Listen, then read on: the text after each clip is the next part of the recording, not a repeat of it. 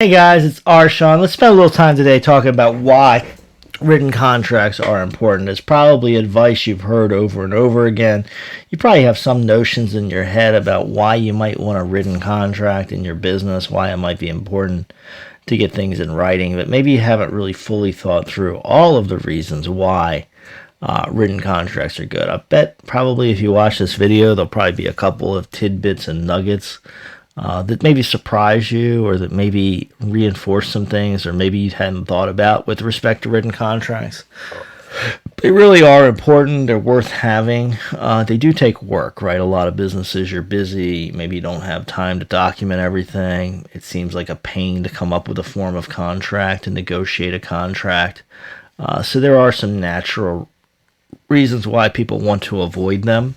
But in almost all cases, a written contract is going to be worth it, even for small transactions, for the reasons we'll talk about here in a little bit. It makes sense. So it's a good thing. It's a discipline to enforce upon yourself to try to get your contracts in writing rather than have oral agreements. And they really can just open up so much as far as protecting your business and creating better deals too, right? That's always part of what I'm looking at as a transactional lawyer. Is I want businesses to function better. I want things to go smoother. I want to avoid problems before they happen, and written contracts can definitely be part of that process of avoiding issues before they happen. So let's jump into it. As I mentioned, I am a practicing lawyer. We cannot do legal advice over YouTube. So today is not legal advice. This is education, entertainment. Consult your legal counsel for your legal situation. And also, it's not financial or investment advice. The Statute of Frauds is the big thing that hangs out there. One of the reasons it pushes a lot of people to a written contract. Some contracts will not be enforceable if they're not written contracts, right? There's this concept called the Statute of Frauds, which does vary from state to state as far as what's included in it. But certain classes of deals, such as real estate deals, purchases of goods over $500, they will not be enforceable in a court unless they're in writing, right? So if you go to enforce one of those contracts, the court will say, well, where's the written contract? Now, there are exceptions for partially performed contracts and other things. So you can certainly trip into an exception to the Statute of Frauds. So a lot of things that look like they would be problematic on the face of the Statute of Frauds might be somehow enforceable because there's partial performance or something's happening. So again, if you're in a situation where you have an oral contract, you don't know whether it's enforceable or not, go hire a lawyer that can talk to your situation, look at your facts, and get you your answers. But you want to have that written contract because you don't want that defense to be used, right? You're generally going to, we're hoping you're going to be the good person in the contract. You're going to be the one that's upholding your end of the bargain. And if you are, then you want it in writing so that you can use it to help or cause the other person to uphold their end of the bargain. Even if you're the bad person, you're the one that's going to end the contract or break the contract. Written contracts are still good in those cases because then you can look at the consequences and look what's going to happen, right? It's rarely the case, unless you want to try to change history or try to change the facts, which is, if you end up in a court proceeding, that's going to be perjury, and a lawyer can't even help you with that. Unless you're trying to change history, you're generally going to want that written contract. You want that record of what was agreed to, so that you can then use that to find the remedies and to document what everybody agreed to do. So there's very few cases where you're going to say, I'd really rather I had an oral agreement. As a lawyer trying to help clients, I can't ever think of a time where I really wished my client had an oral agreement rather than a written agreement, other than the clients who just, pulled a copy of a contract off the internet, changed the names, and it was a really bad deal for them. They may have had a better deal by not even bothering to document the deal. But it's rare. You usually want the thing in writing. One of the great things about a written contract is it forces a clarification of terms. In a typical contract process, it's going to happen really one of two ways. Either, you're going to have a contract with a small customer or a routine deal.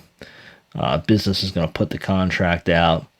Buyer is going to glance at it. They're going to sign it, and you're going to move forward, right? In that case, you get this benefit of clarification of terms. The other way is for more larger deals, more specific deals, more strategic deals. You end up negotiating the contract, right? And so you go back and forth. Typically, both sides would have a lawyer. One side would say, I want this. The other side says, I want that, this, that, this, that. And you keep adjusting the terms until you get to something that everybody agrees to. And both people put their signatures, or the businesses put their signatures on the bottom. It clarifies the terms. That process of creating the contract forces people to work through issues. And I don't know how many times I've had clients come to me that want a contract done, and they can maybe give me some very quick bullet points. And I have spent a significant time with them on the phone clarifying additional points and building out what the contract would look like. That work of creating the contract, of clarifying the terms, not only benefits my client because we have that conversation, we think through the contract, and we work out details, but it clarifies both sides because it ends up in writing, ends up in front of people. Everybody understands what they're agreeing to. Maybe some issues with the deal are flushed out. If a deal is reached, it's in writing. Everybody's agreed to it. If a deal is not reached, sometimes that's a good outcome because there was missing expectations. And sometimes in that clarification process of getting down who does what and how, a deal falls apart. And while that is disappointing at the moment that it happens, from a long-term perspective, it's a good thing because you've avoided an issue before it happened, right? You fixed the issue before it develops. So I recommend that you clarify those terms and you work that out. It's also a memorialization of the terms. It's a chance to put down what everybody agrees to. Not only do you have this clarification process of negotiating it, but you're going to lock it down in writing in a form that not only do the parties understand it, but hopefully, if there's ever a dispute over it, that the judge, jury, mediator, arbitrator, whoever is involved in the dispute resolution process, they will go to that memorialization of the terms and see what the parties agreed on at the date of the contract, right? So that is, a key provision of this, right, is that not only are you negotiating and clarifying, but you also are locking it down. Oral contracts, which is really your alternative to written contracts, they lack that memorialization piece, which means when you end up in litigation over an oral contract, it becomes a he said, she said. I thought we agreed to this. I thought we agreed to that. And really in the modern era with email being so prevalent, you may have a lot of email exchanges about what the contract might have been. There's even cases on whether you can form a contract by email. But long story short, you want to lock down that final agreement of what everybody agrees to in the contract rather than just leaving it out there for people to guess later what you agreed to. And the written contract forces you to memorialize those terms. Also, a written contract generally handles more issues than an oral contract, right? An oral contract for the purchase of something is you pay this much, you buy that. That's generally as far as an oral contract goes. Maybe you have a delivery date anticipated, etc., right? I'm going to buy that piece of furniture from you. I'll pay you $300. I'll pick it up on Tuesday. Right, that's usually about as far as an oral contract goes, right? Maybe, maybe you have an oral contract for goods or services, right? I'll sell you these widgets. How much are the widgets each? When are you going to buy the widgets? Right, pretty simple. Contracts that are written tend to be much longer, and they start containing additional provisions, which can be very beneficial for understanding what happens, right? So you're going to have more issues on the table, such as who are the parties. You're going to have really clear statements of who the parties are. Dates, times, amounts are generally going to be more spelled out in the contract. Also, what happens in the event of a dispute. Do you have a particular court you're going to go to? Do you agree to that venue, that place that the case is going to be at?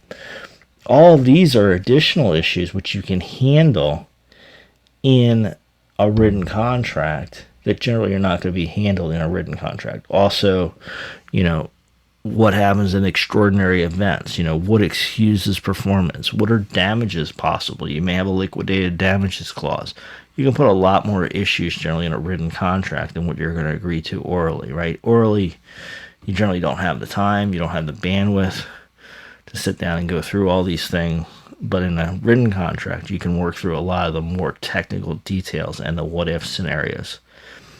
The other big thing is a good and written contract is going to clarify termination. How does the contract end? Does one party pay the other? Is it both parties agree? What if one party doesn't do their side of the bargain? You'll often have provisions like that in a written contract. Very clear about how the contract starts. Well, very clear that the contract started in your general written contract. And also very clear how a contract ends in a written contract, right? We end this contract by X, Y, Z. Party A pays Party B $5,000. Party A sends notice to Party B, right? These are all different termination provisions. Very clear. Oral contracts generally don't have these types of agreements, right? I never have people come in my office say that we had, or call me on the phone or whatever, email me. We had an oral agreement and we agreed that, it would be terminated by, Party A notifying Party B in writing. You just don't have these types of provisions in an oral agreement. People agree to do things. They think it's going to happen, and you don't have a lot of provisions in oral agreements about what happens if things don't work out. So another great thing about written contract is getting those termination provisions in there. A lot of pieces go in there. Again, it never seems to be beneficial to have an oral contract over a written contract except in the most extreme of circumstances. You're generally going to want things locked down in writing for a lot of reasons. So it's a great business practice. It's a great thing to start doing in your business. So talk to your attorney and say, hey, how can we start getting things in writing? What do we need to do to build some form contracts, make something usable that can be adjusted for different clients and different situations, and then start rolling it out as part of your business process and start thinking about this. Have your internal team thinking about all those different times you're interacting with other people in the market, and can you get things in writing? So hope this is helpful for you. Drop me some comments. Let me know what issues you're facing in your business that you might want to see future videos on. Obviously, don't put anything confidential in the comments because everybody can see it. But tell us what types of general issues you'd like us to cover on the channel, what your thoughts are on contracts. Have you ever been burned by an oral contract? Let me know. Drop me some comments, and I hope to catch you again very soon here. Hope you subscribe to the channel, ring the bell for notifications, and and like so that more people can see this video. Catch you soon.